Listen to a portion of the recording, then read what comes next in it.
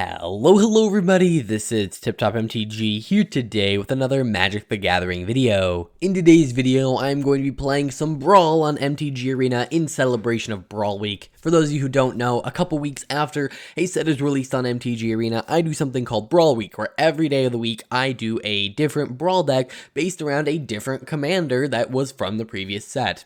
So today we are playing Galazeth Prismari. This is a 4-cost blue and red legendary creature Elder Dragon. It's a 3/4 with flying, and it says, when it enters the battlefield, create a treasure token. And then it says, artifacts you control have, tap, add 1 mana of any color. Spend this mana only to cast an instant or sorcery spell. So essentially what this is doing is it's making all of our artifacts into mana rocks only for instants and sorceries. So looking at the deck, we have lots of cheap artifacts which can kind of become mana rocks. Some of them are a little more useful, like Witching Well, which can be scrying and drawing cards, as well as Giant's Amulet, which later on can be a big creature.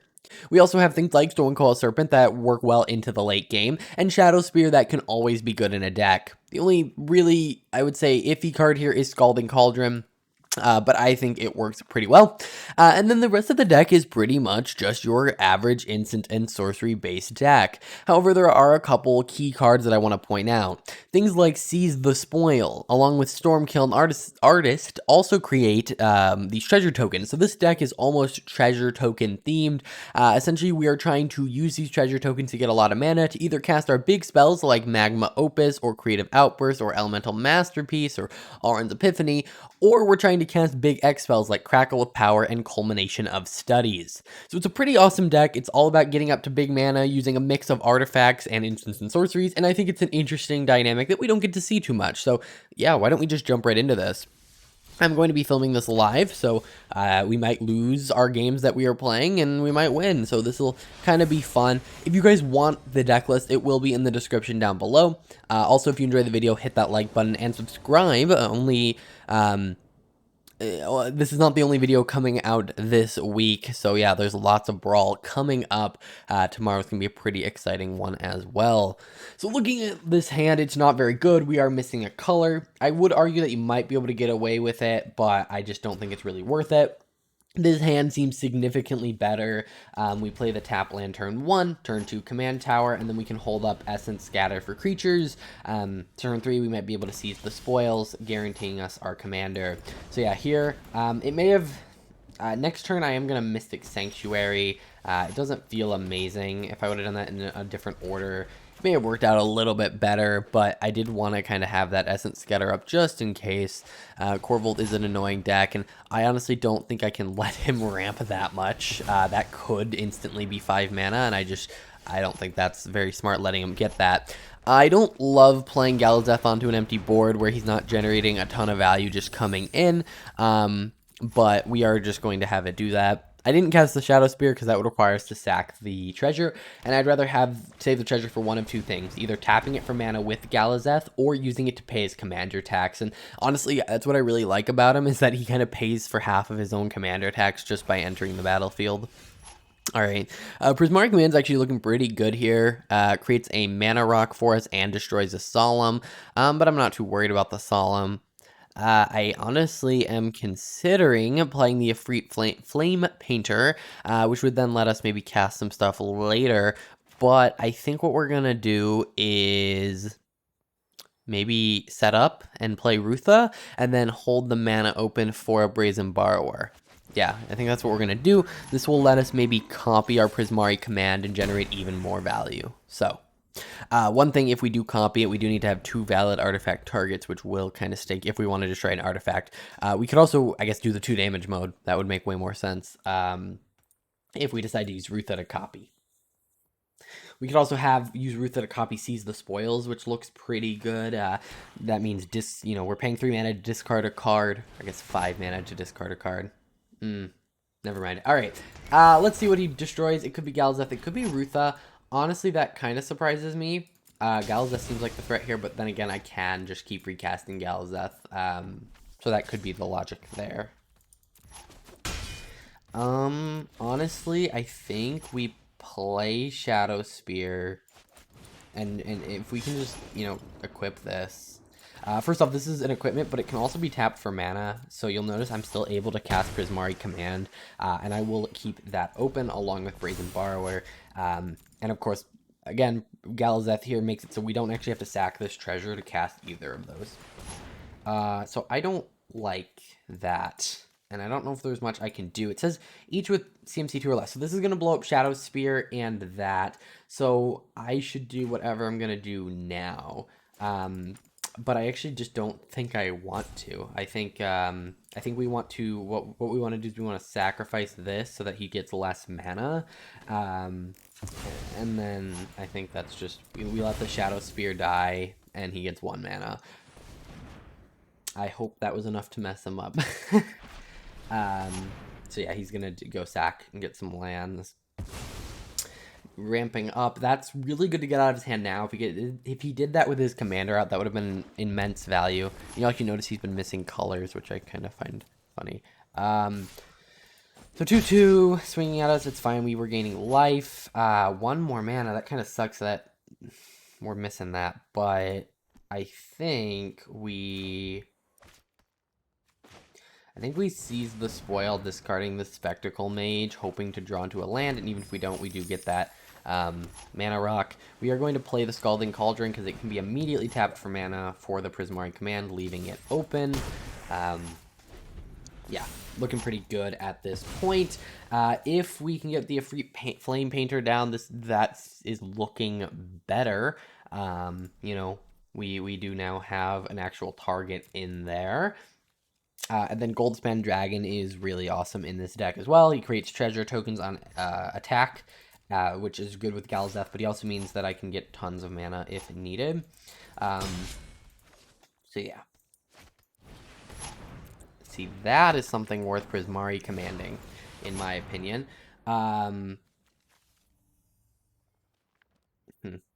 He would sack a land. I'm thinking, like, if I bounce his Solemn, what happens? But I don't... We'll just let him do this. He's gonna sack Solemn.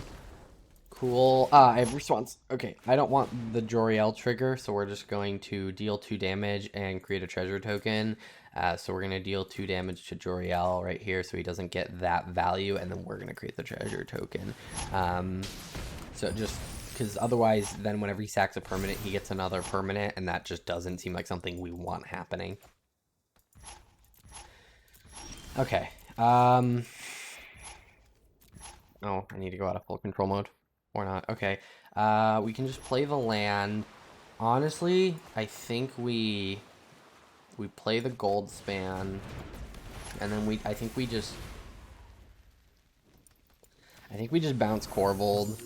He'll have to resack something when he ETBs, and yes, that'll let him draw a card, and that doesn't feel great, but it does let us come swing through, which generates us another treasure. I could actually sack these both for the Efreet Flame Painter, and I think I have enough mana and nothing to do with it that it will be worth it, allowing us to maybe cast Prismari Command or seize the spoils from our graveyard. So yeah, I think we are setting ourselves up here for a win, although he does have a very full hand.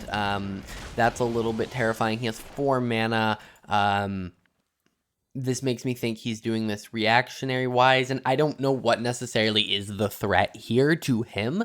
I would say Galazeth is not doing a ton at this moment, so I don't think that'll get removed. I think it's a 50-50 between Goldspan Dragon. Actually, he can't remove anything. Alright, we win. We would have drawn Rowan and Will, which actually would have been pretty awesome. And yeah, that's the deck. It pretty much just wants to get that value using artifacts, and it's actually been a very fun one to play. Out of, you know, so far, out of my Brawl decks, I enjoy this one the most. Of course, I am a person who likes the Izzet kind of style of deck, where it's just controlly enough, but it also can be a little aggro-y, a little quick. And I think that it just leads to fun games, in my opinion. So let's jump into this next one. We are going against an Alayla deck, which I believe that's the commander's name. Yep. Can be a very, very, very controlling deck, but I think this hand's actually not that bad. We do have 2 kind of expensive spells, but we can discard this one for a treasure, and we do have that turn 1 Giant's Amulet, which again doesn't necessarily look good. This looks amazing. It allows us to really take out his commander it really just makes it a 0-3. So if we can get that to stick, that'll be pretty great. I'm debating between playing this and playing this. And if I play this, I could either foretell Alrund's Epiphany or discard Creative Outburst. I think I'm going to do the risky play and do this, meaning that I can get up to my commander 1 mana quicker. If I happen to draw an untapped land. If not, it kind of sucks, and it looks like it's just going to kind of suck, but it gives us another turn. We can hold up an Essence Scatter. You might argue I should Alrund's Epiphany, but I think holding up the counter spell, especially when a Layla could be hitting the board next turn, will be kind of nice. I'm kind of glad I kept open that counter spell. Let's see if this gets countered. I'm expecting like a Mystical Denial, or something. Test of Talents. That's a dumb card to run in Brawl. I guess it's to counter Dragon's Approach decks. Searches control graveyard for any number. Yeah, like this actually just. I guess it reveals my hand. That just seems like a really bad card to play in Brawl. It seems good. I guess if Dragon's Approach decks become a big deal, I guess it's kind of an instant win against them. So maybe you could argue it's worth it if it's an instant win against one kind of deck. But like, I'd much rather run Negate. I don't know. I guess it exiles the card, right? Because you counter it, and then they're, you exile things from their graveyard, but I don't know. I mean, he knows my hand, but he's about to know my hand anyway. Non-creature, non-land, so Alrund's Epiphany or Mystical Subdual, or Mystical Subdual. Mystic Subdual is going to be the one to go. Probably. Which sucks, but we will probably be able to get some removal for that. Interesting. I really don't want to let him do that, so yeah. But what I do think I want to do is use this into Goldspan Dragon. Probably going for a red mana. Our hand's kind of red heavy. I could Galazeth, but I think just getting out the Goldspan, even if it means sacking the treasure, is just so big. Because then we swing, replace the treasure we just lost. He's not going to block because he doesn't want to give me back that. Of course, we do run into the issue of his commander being a Death Toucher, but I'm not too worried about it. So, yeah. Let's hope this goes well. Arcane Signet, completely fine with that. So it becomes the target of a spell. Yeah, it's kind of annoying, kind of a weird card to run. But we do get that mana from it, so I do think it was still worth it. I think we play Galazeth here. This actually leaves us with 4 untapped mana, which is a pretty big amount.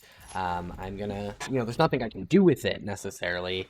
And Fervent Mastery is a little too risky here, in my opinion. I really don't want to let him discard cards to do things, but yeah. Galazeth Prismari is going to then go die. Maybe I should have put Giant's Amulet on it now that I'm thinking about it. If I was being smart, I would have put Giant's Amulet. But then again, I'm sacrificing treasures to do that, and so I might as well just sack the treasures to cast the big spell. Okay. I think we are just going to take this as like a setup turn. Leaving open... Yeah. We're going to leave this as a setup turn, leaving open the reject. So that he can get a taste of his own medicine. So far, this deck has been very annoying to play against. It's just been removal, and they're not going to cast anything. Okay. Is this going to get countered? This doesn't leave me enough mana to cast reject, but then again, it only counters. Okay. Let's Galazeth here. And see, we do get that off, which means we do leave the mana open for that. I am tempted to, yeah, I hate doing this, but I think this will be very nice. It'll stop their removal unless they want a board wipe, in which case we get our Mystical Subdual back, so I'm almost like drawing a card. I don't, not nice. That was a nice one.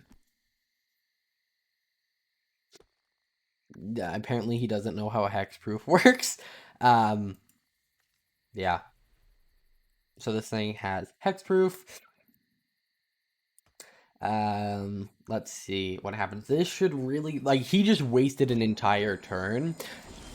That is pretty big for us. Honestly, this seems pretty good. Probably gonna get countered. So, um, I think what we're gonna do is we're actually gonna cast this for the alternate cost. He has one card. I'm fine, letting him discard that card if it means that I can go get up to 3 cards. In terms of the cards I actually want to go that I actually want to go get, I have no idea. Um, I should have planned this a little bit more. It's probably something that can do something with treasure. So I'm thinking we want this Stormkiln artist, maybe a Prismari command, maybe Rutha. Rutha's pretty good. It can keep generating us value. Um, I like double visions, and I like a Freet Flame Painter. All right, we discarded 2 of the cards we went for, which really sucks. This thing loses hexproof if it attacks, so nope. That's unfortunate. I felt like I had enough cards in hand. Yeah, now I don't have the mana for reject. That is very sad. And he takes them out of our hand. Okay, this is not going well. Yeah. Probably going to take the reject. That's what I would take. But then again, he's enough mana. Maybe he'll. Nope. Okay. Probably not too worried about 2/4/4s. Honestly, Elemental Masterpiece not that great of a card, but he still doesn't know what I have here. I think we're gonna a Freet Flame Painter and then just not attack. So his Elspeth Conqueror's death did very little for him. I find that very funny, considering blocking, but he'll just recast it, so whatever. This is looking like a losing battle.